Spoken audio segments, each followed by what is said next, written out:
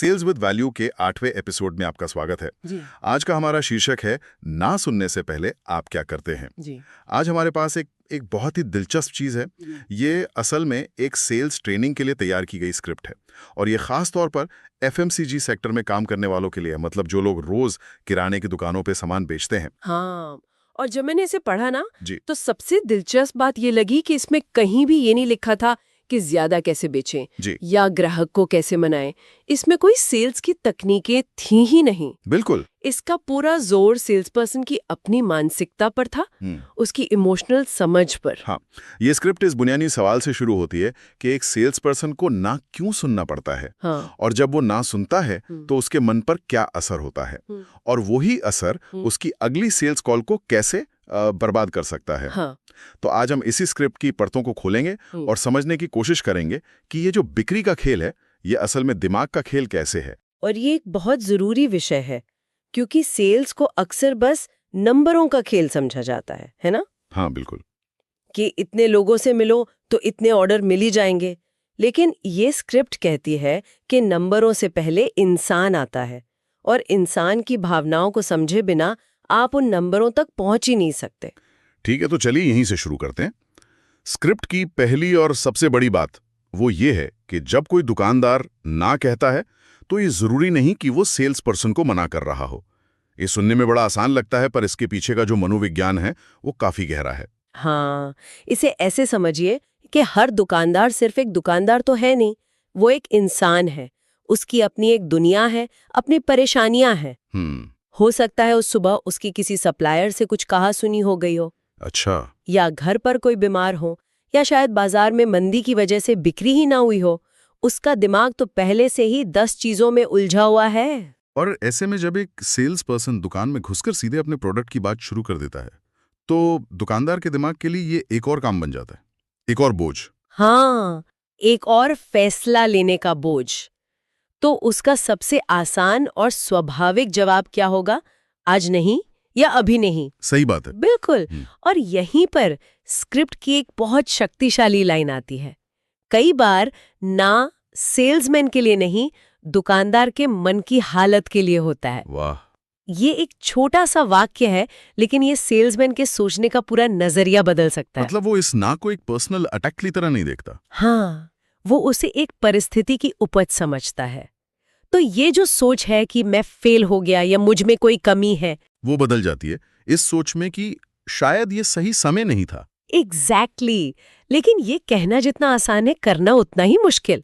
जब आप पर टारगेट का दबाव हो तो हर ना दिल पर तो लगती ही है। हाँ वो तो है। बिल्कुल लगती है। और यही तो चुनौती है। कोई भी मशीन नहीं है, लेकिन इस बात को सिर्फ समझना भी एक पहला कदम है। जब आप ये जान लेते हैं कि सामने वाले की ना के पीछे 100 कारण हो सकते हैं जिनका आपसे कोई लेना देना नहीं है, तो आप उस ना के भावनात्मक बोझ को अपने ऊपर लादने से थोड़ा बच जाते हैं। आप उसे एक तथ्य की तरह देखते हैं, अपनी असफलता की तरह नहीं। सही कहा। और इस बात को समझाने के लिए स्क्रिप्ट में एक कहानी का इस्तेमाल किया गया है जो मुझे लगता है इस पूरी चर्चा का दिल है। ये मोहन नाम के एक सेल्स पर्सन की कहानी है। हाँ, मोहन एक आम मेहनती सेल्समैन है। वो कोई सुपरस्टार नहीं है और शायद इसीलिए उसकी कहानी से हर कोई जुड़ सकता है। तो कहानी कुछ यूं है कि मोहन सुबह पूरे जोश के साथ अपने काम पर निकलता है। वो अपनी पहली दुकान पर पहुंचता है, एक किराना स्टोर पर।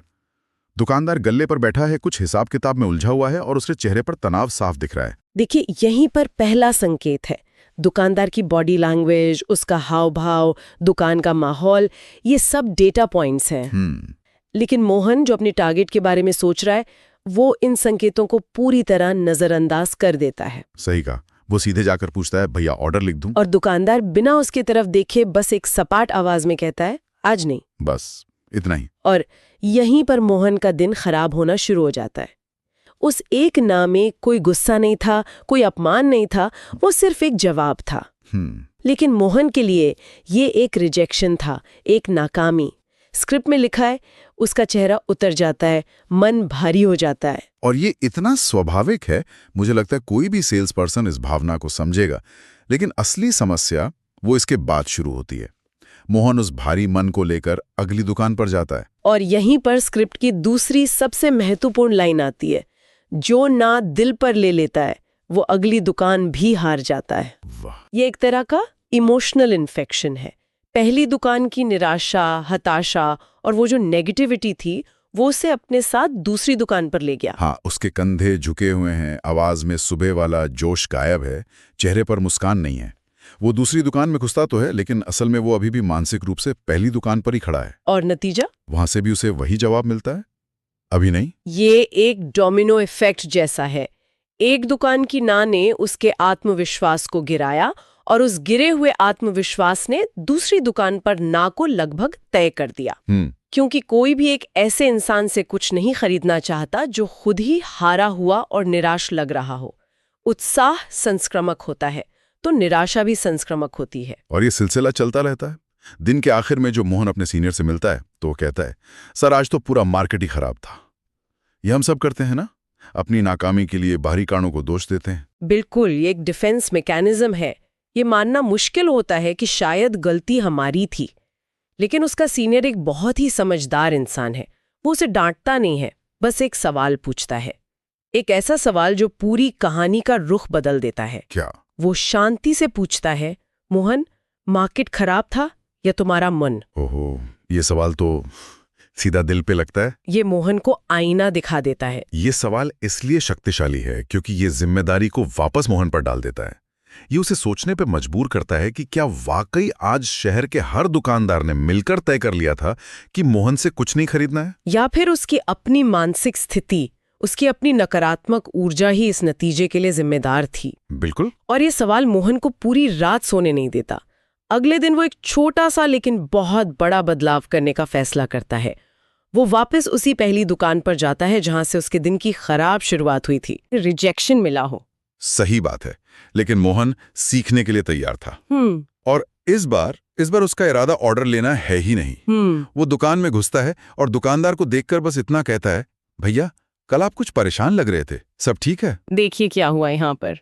एक ही झटके में उसने बातचीत का पूरा समीकरण बदल दिया। हाँ, वो एक सेल्समैन की तरह नहीं बल्कि एक दोस्त, एक शुभचिंतक की तरह बात कर रहा था।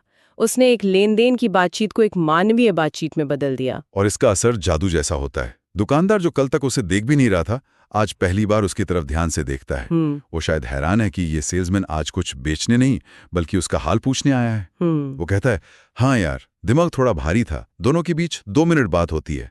मोहन को पता चलता है कि दुकानदार की पेमेंट कहीं फंसी हुई थी। तो मोहन बस उसकी बात सुनता है और फिर बिना ऑर्डर की बात किए वापस आ जाता है। उस दिन कुछ नहीं बेचा, लेकिन उसने कुछ बहुत कीमती कमा लिया, भरोसा।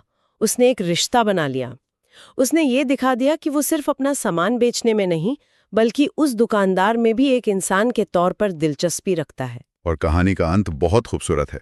3 दिन बाद वही दुकानदार मोहन को फोन करके बुलाता है और कहता है, कल आना, कुछ आइटम लिखना है। और यहीं पर मोहन को और हमें भी असली बात समझ आती है।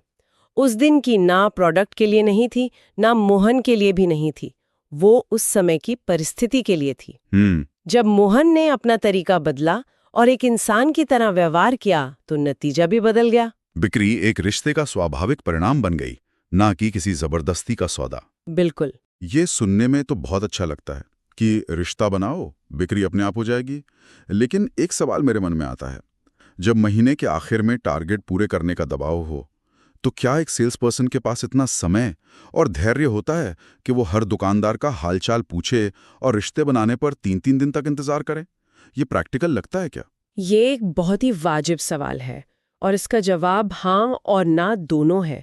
देखिए, हर सेल्स कॉल पर आप लंबी बातचीत नहीं कर सकते। सही बात है। लेकिन आप हर कॉल पर एक मानवीय स्पर्श तो दे ही सकते हैं।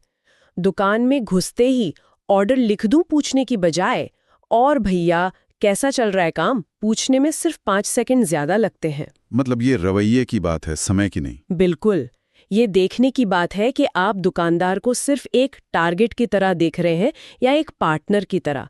हो सकता है कि हालचाल पूछने से आपको उस दिन ऑर्डर ना मिले, लेकिन आप एक ऐसा बीज बो रहे हैं जो आगे चलकर आपको लगातार फल देगा। जो सेल्स पर्सन सिर्फ लेन देन पर ध्यान देते हैं, उन्हें हर महीने नए सिरे से मेहनत करनी पड़ती है।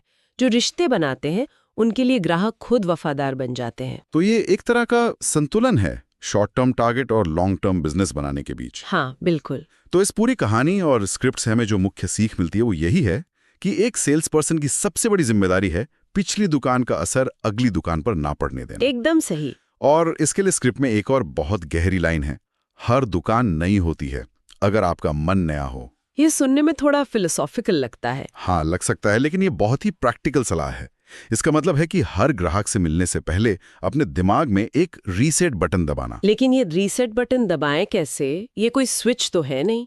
जब आप निराश या थके हुए होते हैं तो उस भावना से बाहर निकलना मुश्किल होता है। निकाल सकते हैं। अच्छा। हाँ, अगर आप निराश महसूस करें तो अगली दुकान में जाने से पहले 2 मिनट के लिए रुकें, सीधे खड़े हों, एक लंबी गहरी सांस लें, अपने चेहरे पर जबरदस्ती सही एक मुस्कान लाएं।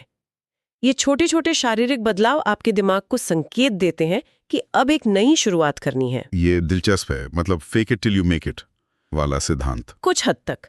दूसरा तरीका है अपना ध्यान बदलना। अगली दुकान के अंदर जाने से पहले उसके बोर्ड को देखें, उसके बाहर रखे सामान को देखें और सिर्फ उसी दुकान के बारे में सोचें। अपने दिमाग को पिछली दुकान की यादों से निकालकर वर्तमान में ले आएं। बिल्कुल, ये एक तरह का माइंडफुलनेस अभ्यास है। ये बहुत जरूरी बात है, क्योंकि दुकानदार अपनी परेशानी में है, वो अपनी जगह पर गलत नहीं है, लेकिन सेल्स पर्सन को अपने मन को संभालना आना ही चाहिए। अगर उसका अपना ही मन भारी है तो वो किसी और को अपने प्रोडक्ट के लिए उत्साहित कैसे कर सकता है? यही तो इमोशनल इंटेलिजेंस है, अपनी भावनाओं को पहचानना और उन्हें नियंत्रित करना ताकि वे आपके प्रदर्शन पर हावी न हों। स्क्रिप्ट हमें यही सिखा रही है कि एक सफल सेल्स पर्सन सिर्फ अच्छा बोलने वाला या अच्छे प्रोडक्ट वाला नहीं होता, बल्कि वो होता है जो अपनी मानसिक और भावनात्मक स्थिति को नियंत्रित करना जानता है। बिल्कुल। तो आज की चर्चा का सार मेरे लिए यह है कि अपनी बिक्री को संभालने के लिए पहले अपने मन को संभालना जरूरी है। ये स्क्रिप्ट हमें सिखाती है कि सहानुभूति और भावनात्मक स्थिरता किसी भी सेल्स तकनीक या डिस्काउंट स्कीम से ज्यादा शक्तिशाली हो सकती है। कनेक्शन पहले आता है, कॉमर्स बाद में। बिल्कुल। और अंत में स्क्रिप्ट एक अंतिम विचार देती है जो इस पूरी सीख का निचोड़ है। एक तरह से मॉरल ऑफ द स्टोरी है। जो अपने मन को संभाल लेता है वही अपनी बिक्री को संभाल लेता है। ये सिर्फ सेल्स का ही नहीं, शायद जीवन का भी एक बहुत बड़ा सबक है। हाँ। तो ये थी हमारी आज की चर्चा इस सेल्स ट्रेनिंग स्क्रिप्ट पर। वाकई इसमें सीखने के लिए बहुत कुछ था। हाँ, और यहाँ हम सुनने वालों के लिए एक विचार छोड़ जाते हैं जिस पर सोचा जा सकता है। ये सिद्धांत सिर्फ सेल्स पर ही नहीं, शायद हर उस बातचीत पर लागू होता है जहां हम कोई उम्मीद लेकर जाते हैं। चाहे वो ऑफिस में अपने बॉस के साथ कोई मीटिंग हो या घर पर परिवार के किसी सदस्य से कोई चर्चा। बिल्कुल। अगली बार जब कोई हमारी बात से तुरंत सहमत ना हो या ना कह दे तो एक पल रुककर ये सोचने की कोशिश करें, क्या ये ना सच में हमारे लिए है या उनकी अपनी किसी स्थिति, किसी परेशानी के लिए है। शायद ये छोटा सा सवाल हमारे कई रिश्तों को खराब होने से बचा सकता है।